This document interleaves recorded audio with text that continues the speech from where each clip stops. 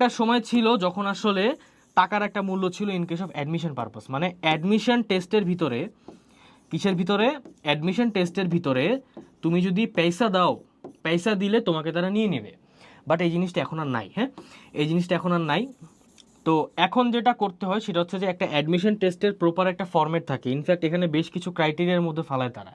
হ্যাঁ, যেমন হচ্ছে একটা অ্যাডমিশন টেস্টের ভিতরে তোমার প্রপার ওয়েবসাইটে যাইতে হবে, আগে ওয়েবসাইটে যেতে হবে, সেখান থেকে একটা ফর্ম কিনতে হবে। হ্যাঁ, একটা সময় ছিল যখন গিয়ে গিয়ে ফর্ম কিনা লাগতো, এরকম এত আপডেটেড ছিল না।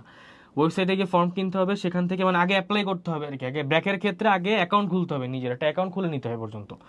এখানে গিয়ে তোমার ফর্ম কিনতে হবে, ফর্ম কেনার পরে তোমার অ্যাডমিট কার্ড তুমি পাবা, অ্যাডমিট কার্ড পাবা। হ্যাঁ, অ্যাডমিট কার্ড পাবা। এরপরে হচ্ছে গিয়ে তোমাকে এক্সাম হলে গিয়ে এক্সাম দিতে হবে। যদি বাই এনি চান্স তুমি যদি অ্যাডমিট কার্ড না আনো, তোমাকে তারা এক্সাম দিতে দিবে না।